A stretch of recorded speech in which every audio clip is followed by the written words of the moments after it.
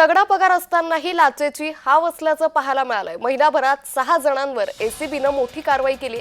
जिल्ह्यात तहसीलदार आणि महसूल विभागातील अधिकाऱ्यांविरुद्ध लाचखोरीची प्रकरणं वाढत आहेत।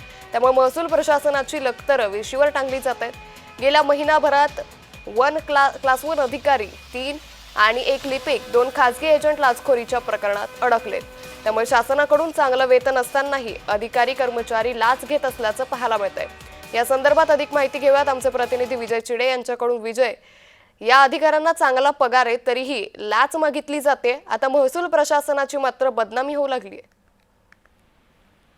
नक्कीच अंकिता, जर पाहिलं तर छत्रपती संभाजीनगरमध्ये मागील काही दिवसापासून लाचेचं प्रकरण जे आहे ते सातत्याने वाढ झाल्याचे पाहायला मिळत आहे आणि यामध्ये सर्वाधिक लाच मागणारे जे आहे ते महसूलचे अधिकारी असल्याचे देखील समोर येत आहे। महिनाभरामध्ये जर विचार केला तर 3 अधिकारी 1 लिपिक आणि 2 खासगी एजंट जे आहे ते महसूल विभागाचेच असल्याचे यामध्ये दिसून आलेले आहे। त्यामुळे निवासी जिल्हाधिकारी विनोद कुळकर यांनी 18 लाखाची लाच जी आहे ती मागणी केली होती। त्यानंतर त्रिभुवन यांनी देखील 18 लाख, तर अप्पर तहसीलदार नितीन गरजे आणि पुरवठा निरीक्षक कांचन कांबळे यांनी 40,000ची लाच घेताना लाचयुक्त विभागाने जे आहे यांच्यावरती कारवाई केलेली आहे। आणि मागील अनेक दिवसांपासून महसूल विभाग जो आहे तो सातत्याने लाचलुचपत विभागाच्या जाळ्यात अडकताना आपल्याला पाहायला मिळत आहे।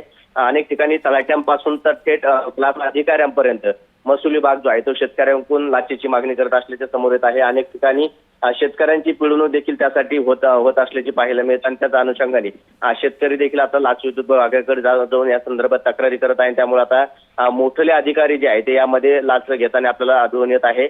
अनेक चिरीमिरी दिल्याशिवाय जे आहे ते महसूल विभागातील कामं होत नसल्याचा आरोप देखील अनेक भागातून होत असताना देखील आता हे लाचेचं संपूर्ण प्रकरण जे आहे ते समोर येत आहे आणि यामुळे महसूल विभागाची जी आहे ती मोठी बदनामी छत्रपती संभाजीनगरमध्ये होत असल्याचं पाहायला मिळत आहे। निश्चित, धन्यवाद विजय आपण दिलेल्या सविस्तर माहितीसाठी।